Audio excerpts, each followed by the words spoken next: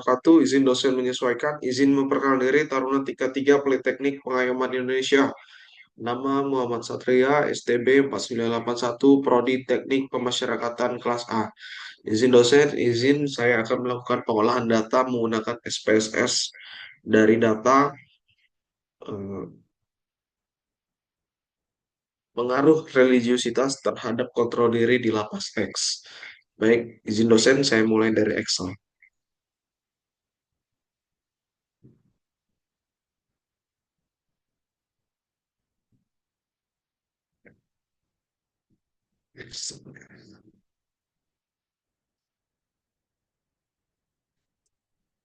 Izin dosen ini Excel yang sudah ada.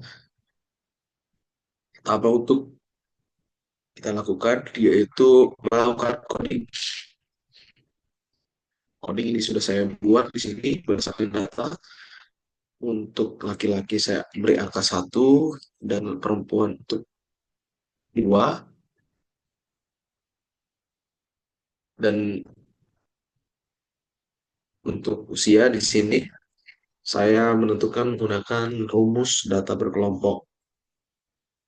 Yang pertama adalah saya menentukan nilai maksimum yaitu 60 menggunakan rumus max E5 sampai dengan E192, nilai minimum dari E4 sampai E192, dan range-nya yaitu nilai terbesar dikurangi nilai terkecil yaitu 42. Panjang kelasnya menggunakan rumus 1 tambah 3,3232 kali log n. N-nya ada 189, dapatkan 8,5, kita buatkan menjadi 9 kelas, dan panjang kelasnya menggunakan rumus range dibagi banyak kelas. 42 dibagi 8,58 mendapatkan hasil 4,89 atau 5 jika dibulatkan. Saya buat coding di sini. Ini kelompok pertama dari 18 sampai 22, kelompok kedua 23 sampai 27, dan seterusnya. Begitu dengan vonis, saya lakukan hal yang sama. Saya menggunakan rumus data berkelompok, yaitu nilai maksimum 108, nilai minimum 48, range-nya 60, dapatkan kelasnya 9, dan panjang kelasnya yaitu 7. Untuk pendidikan, saya bagi menjadi 5, tidak tamat SD, SD, SMP, SMA, dan sarjana. Untuk kasus, saya bagi menjadi 6, korupsi, pencurian, perlindungan anak, narkoba, pembunuhan, dan lain-lain.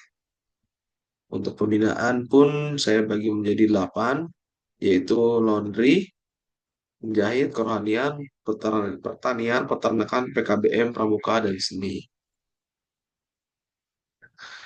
Lalu kita melakukan kodifikasi di sini. Yang pertama yaitu mengenai coding jenis kelamin. Saya menggunakan rumus IPS. IPS. Di sini kita blok sel yang mau kita cari. IPS buka kurung C4 sama dengan laki laki, lalu titik koma, itu kita beri angka nilai 1. Lalu C4 sama dengan perempuan, kita beri nilai 2. Tutup kurung, dapatkan nilai 1 untuk laki-laki. Kita blok sampai bawah, sehingga semuanya dapat nilai 1. Karena semua responden di sini laki-laki. Untuk usia, saya coding menggunakan rumus IPS juga. IPS, buka kurung, E4, kurang dari sama dengan. Untuk penentuan nilai maksimum dari kelompok, dari tiap-tiap kelompok. Ini untuk kelompok pertama yaitu 22 tahun, maka kita beri nilai 1. Lalu E4 kurang dari sama dengan 27,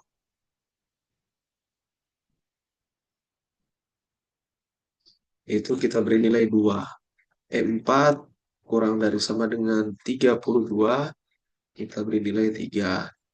E4 kurang dari sama dengan 37, kita beri nilai 4. E4 kurang dari sama dengan 42, kita beri nilai 5. E4 kurang dari sama dengan 47, kita beri nilai 6. E4 kurang dari sama dengan 52, kita beri nilai 6.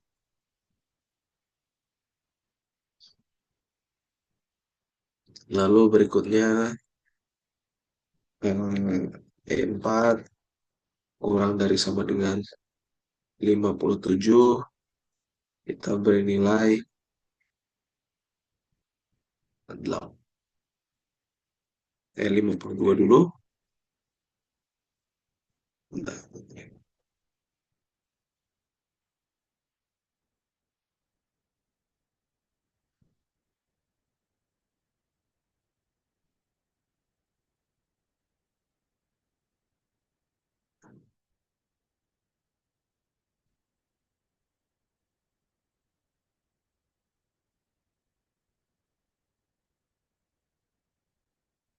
Salah sedikit. 7 untuk 57, kita beri nilai 8. Lalu E4 kurang dari sama dengan 62, kita beri nilai 9. Kurang. Kan didapat di sini langsung usia 31 tahun masuk ke kategori 3 di antara 28 sampai 32 tahun. Kita blok sampai bawah supaya mendapatkan hasil yang lainnya. Untuk coding pun sama, sudah saya buat menggunakan rumus Gibbs. Namun saya tadi berikan tulisan hitam supaya terlihat rapi untuk tulisannya. Baik, saya blok seperti itu saja supaya mudah muncul semua. Lalu yang berikutnya adalah saya gunakan penjumlahan untuk X, menentukan X total. Di sini saya menggunakan rumus sum dari N4 sampai dengan AB4, yaitu X1 sampai dengan X15. Begitupun dengan Y, mulai dari AD4 sampai BG4. Didapatkan nilai 92, begitu juga yang lainnya. Langkah berikutnya yang kita lakukan adalah menginput data yang sudah kita coding ke dalam SPSS.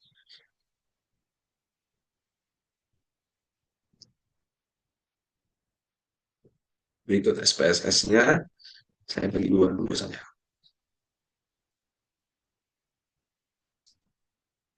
Sudah terlihat, di sini kita masukkan yang pertama yaitu data jenis kelamin dalam SPSS.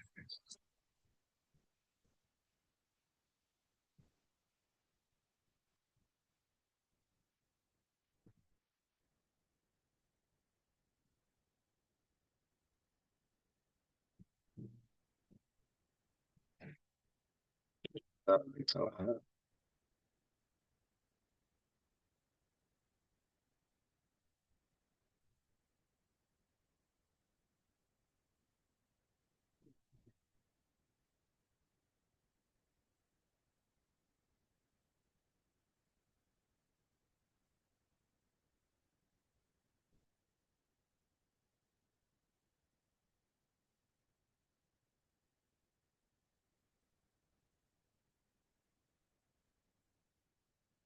Kita copy jenis kelamin ini,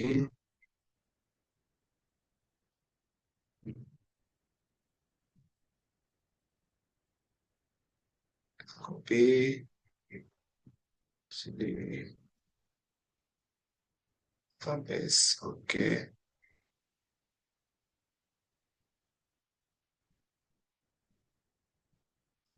Lalu usia sudah kita coding.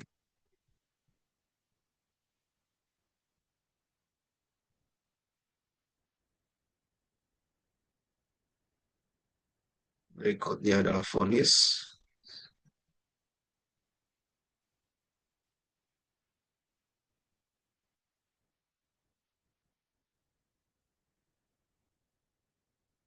Berikutnya adalah pendidikan.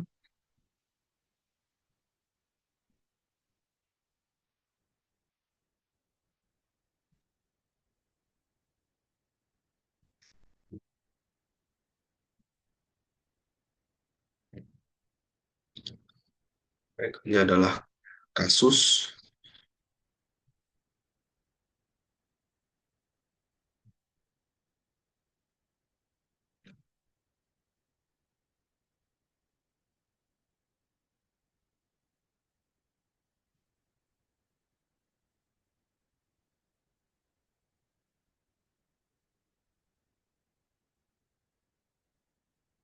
Lalu yang berikutnya adalah pembina.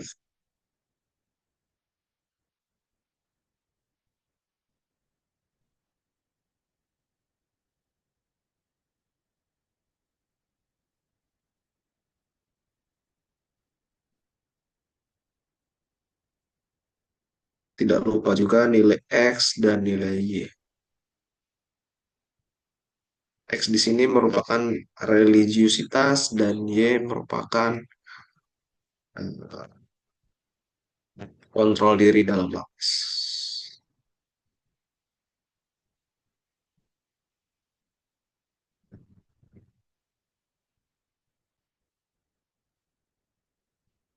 Oke, baik.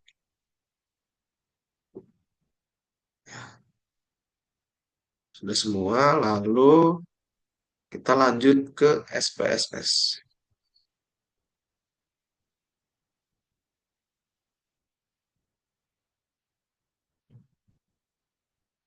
Kita full screen SPSS kita.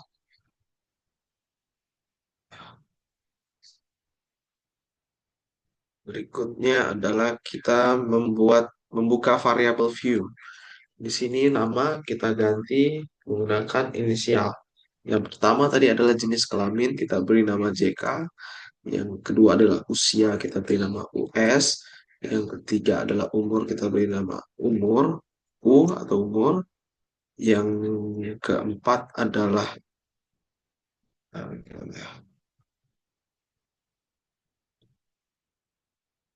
vonis, kita beri nama VN. Untuk yang kelima adalah pendidikan, kita beri nama PDK. Dan yang ketujuh adalah pembinaan, kita beri nama PB. Lalu yang ini adalah X dan ini Y. Desimal kita rubah menjadi 0.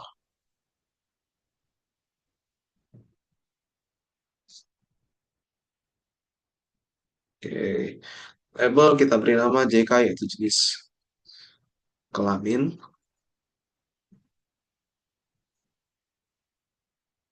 US itu adalah usia. U adalah umur. VN adalah vonis. PDK pendidikan. PB pembinaan. X adalah religiusitas.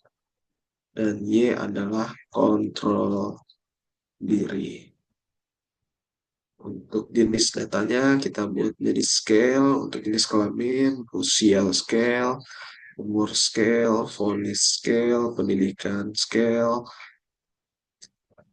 pembinaan juga scale, dan untuk religiusitas dan kontrol diri kita menjadi nominal, rubah menjadi nominal.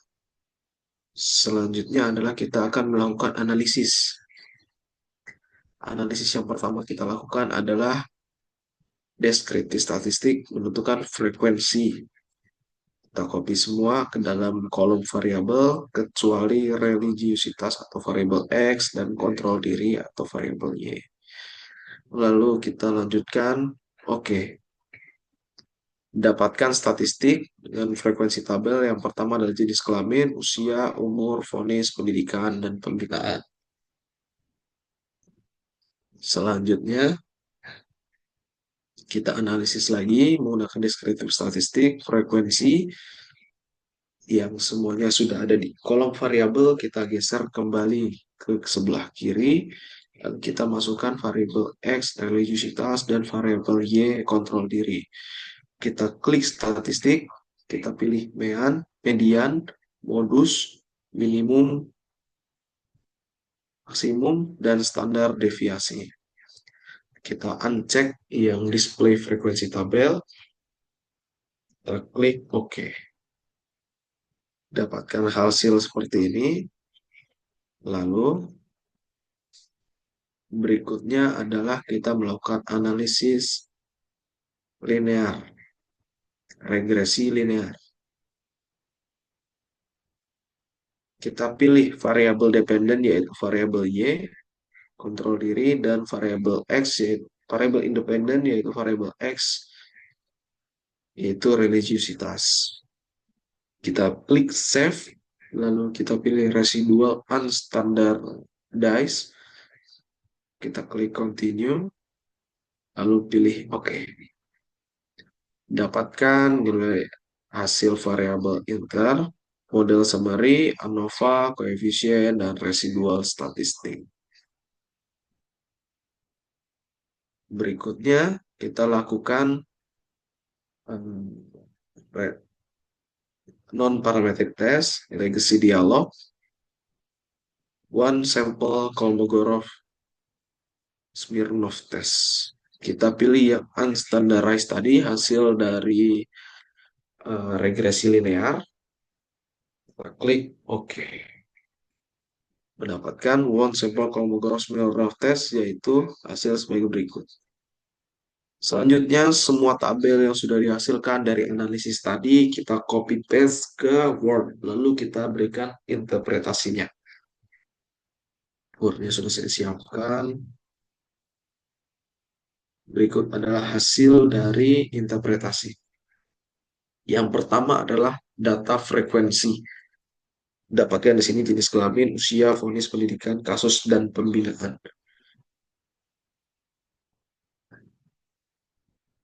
Di sini datanya berjumlah valid ada 189 tanpa missing. Berikutnya interpretasi dari frekuensi tabel. Yang pertama jenis kelamin, datanya ada 189. Ditinjau dari data di atas, jumlah responden adalah 189 orang. Dengan jenis kelamin responden adalah laki-laki. Semua responden homogen.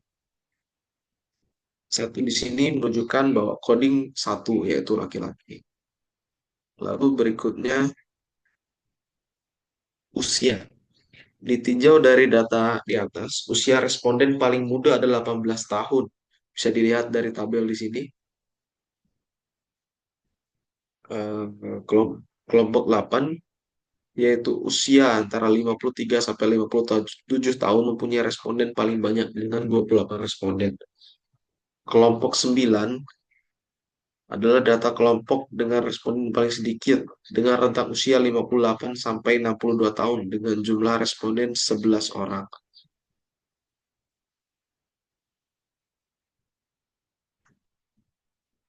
Nah, berikutnya responden dengan usia dewasa muda antara rentang 18 sampai 27 tahun ada di bagian sini. Itu terdapat 47 responden. Responden tersebar merata.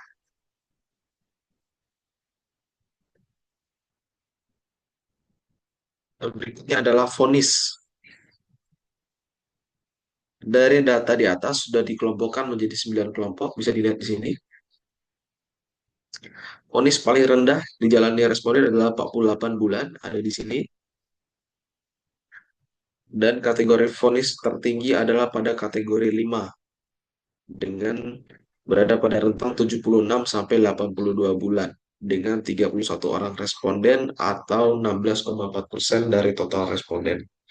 Kategori vonis paling rendah ada pada kategori 9, yaitu rentang antara 104 sampai 110 bulan dengan 11 responden atau 5,8% dari total responden. Terdapat kategori dengan jumlah responden yang sama, yaitu 3 dan 4 dengan 18 orang responden atau masing-masing 9,5% dari total responden. Yang berikutnya adalah pendidikan.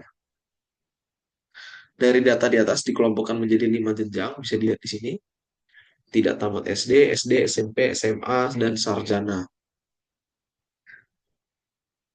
Responden dengan tingkat pendidikan terbanyak adalah tamatan SMP dan SMA. Bisa dilihat di sini nomor 2 dan 3. Mohon maaf, nomor 3 dan 4 dengan 41 orang pada masing-masing responden atau 21,7% dari total responden. Banyak responden yang tidak tamat SD, yaitu 39 orang atau 20,6% dari total responden.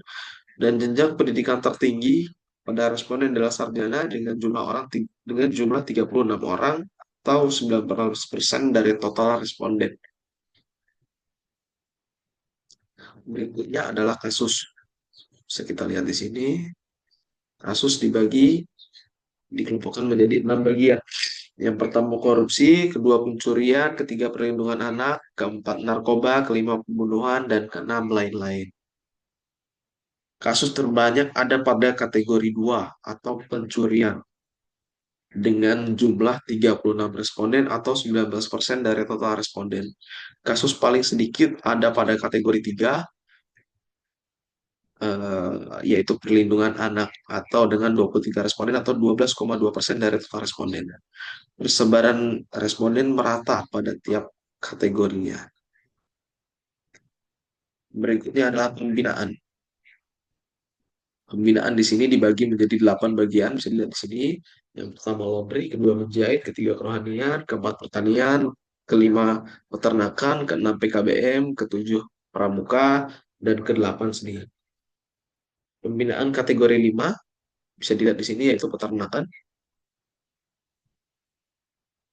Diikuti paling banyak oleh narapidana, 30 orang narapidana diikuti, atau 15,9% dari total responden. Pembinaan paling sedikit diikuti oleh pada kategori 7, yaitu pramuka, dengan jumlah responden yaitu 17 orang atau 9% dari total responden. Kategori yang berhubungan dengan penelitian ini ada pada kategori 3, yaitu kerohanian, dengan jumlah 27 responden atau 14,3% dari total responden. Berikutnya adalah statistik deskriptif. Bisa kita lihat di sini, nilai MEAN dari religiusitas dan kontrol diri yaitu 51,54. Hal tersebut cukup tinggi karena nilai maksimum bisa dilihat di sini adalah 60, nilai tengahnya adalah 53, dan modusnya adalah 54. Nilai standar deviasi adalah 7,796, artinya variasi antar responden dalam tingkat religiusitas terdapat pada tingkat relatif hingga sedang. Terdapat nilai terendah religiusitas yaitu 15. Berikutnya interpretasi dari kontrol diri.